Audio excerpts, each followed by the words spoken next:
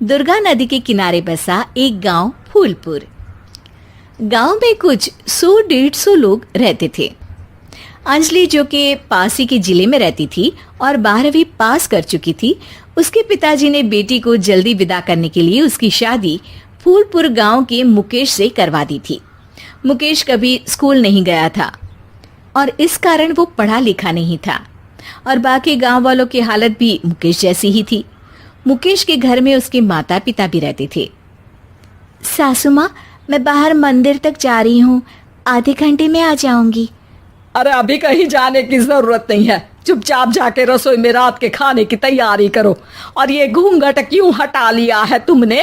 क्या पता नहीं कि इस गांव में औरतें बिना घूंघट के नहीं रहती। रात में अंजलि छत पर जाकर अपनी मम्मी से बात कर रही होती है। तभी गांव की 3-4 औरतें उसे देख लेती है और दरवाजे पर आकर उसकी सास से शिकायत करने लगती है। और क्या हुआ? अरे छत पे तो देखो, आपकी बहू मटक मटक के किसी से फोन पर बात कर रही है। दिन भर फोन पे लगी रहती है। अरे कल तो मंदिर के पास वो क्या कहते हैं, सेल्फी ले रही थी। शहर की बहू रखना अच्छा शान की बात है, पर देखना इसके लक्षण से ये तो तुम्हारे परिवार को बदनाम ना कर दे। ये पहली बार नहीं था जब सास से गांव के लोगों ने अंजलि की बुराई या शिकायत नहीं की हो। अब तो ये रोज की बात थी। अंजलि ये सब सुन लेती है। जब वो नीचे जाती है तो मुकेश भी वहां आ जाता है। सास कहती है, बेटा, लोग घर आकर शिकायत करने लगे हैं बहू के कामों की। देख लो, पति हो, संयम से रखो इसे। माँ जी, मैं तो अपनी माँ से बात कर रही थी क्योंकि यहाँ कोई बात करने लायक ही नहीं है और अब मैं माँ के पास ही रहूंगी। वहाँ क्या रहना, वहाँ बाहर के लोग तो ठीक है पर घर के लोग भी इज्जत ना दे सके। अरे नहीं नहीं अंजलि, ऐसा नहीं है, धीरे धीरे सब ठीक हो जाएगा, तुम फिक्र ना करो। अरे बस कुछ बोलना ही नहीं है, सर पे चढ़ा रखा है बहू को। सास मुकेश की नरम बात सुन के वहां से मुंह चढ़ाकर चली जाती है। मैं तो कहती हूँ हम दोनों शहर चले जाते हैं। मैं पढ़ी लिखी हूँ, मुझे वहाँ नौकरी भी मिल जाएगी और थोड़े दिनों में आप भी वहाँ कुछ काम ढूंढ लेना। अरे नहीं नहीं अंजलि, हम यहाँ ना गांव का खेत, माँ पिताजी को छोड़कर शहर नहीं जा सकते। माँ पिताजी को कैसा लगेगा और गांव वाले क्या सोचेंगे? ये कहकर मुकेश सोने चला जाता है और अंजलि की गांव वालों द्वारा बुराई का सिलसिला बहुत दिनों तक चलता ही रहता है। लेकिन अंजलि गुस्सा ना दिखाते हुए समझदारी से काम लेती है। बारिश का मौसम चालू हो जाता है। जोरदार बारिश से पूरे गांव में हाहाकार मच जाता है। दुर्गा नदी में बाढ़ आ जाती है और बाढ़ का पानी पूरे गांव की फसल तबाह कर देता है। फसल की ये हालत देखकर गांव वाले निराश हो जाते हैं और बात तो यहाँ तक पहुँच जाती है कि कुछ लोग तो अंजलि को इस सब का दोषी ठहरा देते हैं। अरे पूरी फसल तबाह हो गई, पता नहीं किसकी नजर लग गई है। अरे जब से चौधरी परिवार में ये शहर की बहू आई है ना, तब से ही गांव की शांति चली गई है। इसके कर्म कांड से माँ दुर्गा नदी भी खुश नहीं है। ये सब सुनकर बेचारी अंजलि रोते हुए अपने घर चली जाती है।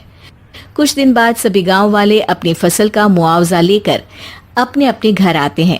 मुकेश भी 1500 लेकर आता है। अंजलि को जब पासबुक दिखाता है तो अंजलि हैरान हो जाती है। अरे, ये पासबुक में तो उन्होंने 4000 की एंट्री करी है और आपको सिर्फ 1500 दिए। सच में? अरे वो सरकारी अफसर आपको बेवकूफ बना रहे हैं। सरकार की तरफ से हमें 4000 मिले हैं लेकिन बाकी का सारा पैसा खुद ही खा रहे हैं। आप लोग के अनपढ़ होने का फायदा उठा रहे हैं। ये सब सुनकर मुकेश परेशान हो जाता है लेकिन अंजलि उसे हिम्मत से काम लेने को कहती है और सुबह होते ही मुकेश को पंचायत कार्यालय ले जाती है और साथ में गांव के और लोगों को भी। आप सरकारी बाबू क्या गांव के लोगों को बेवकूफ समझते हैं? आपको क्या लगता है ये पढ़े लिखे नहीं है तो आप कुछ भी मनमानी करेंगे? ये बेचारे दिन रात इतनी मेहनत करते हैं, ये हमारे अन्नदाता हैं और आप इनके साथ ऐसा धोखा करते हैं। अरे क्या बके जा रही है ये लड़की, किस धोखे की बात कर रही है? अपने कांड करके नदी माँ को नाराज करके हमारा नुकसान करके इसे चैन नहीं मिला क्या? सरपंच जी, इन सरकारी बाबू ने मुझे बेवकूफ बनाया है और मेरे हिस्से के पैसे खुद चट कर गए। बस ये सुनते ही सरपंच वहां से दुम दबाकर भाग जाता है। पता चलता है कि जनपद अधिकारियों ने गांव के सरपंच के साथ मिलकर सबके साथ धोखा किया है। सब लोगों का विरोध शुरू हो जाता है और आखिर में अधिकारी सब गांव वालों के हिस्सों के बचे हुए पैसे उन्हें लौटा देते हैं और कई दिन तक सरपंच गांव में लौटता ही नहीं। अंजलि, तुम नहीं होती तो हम गांव वालों को तो पता ही नहीं चलता कि ये हमें हर बार बेवकूफ बनाते हैं। हाँ अंजलि बेटी, हमें माफ कर दो। हम सब तुम्हें बुरा भला कहते रहे, लेकिन तुमने ही आज हमें बेवकूफ बनाने से बचाया है। हमें तुम पर गर्व है बेटी। अब समझ आया कि सरपंच तुमसे नहीं, तुम्हारे पढ़े लिखे होने से नफरत करता था। क्यों ना इस बार हम अंजलि को ही सरपंच पद के लिए चुन ले? क्या कहते हो गांव वालों? पढ़ी लिखी सरपंच। बस पूरा गांव अंजलि के लिए ताली बजाता है और अंजलि की सास उसे खुशी से गले लगा लेती है।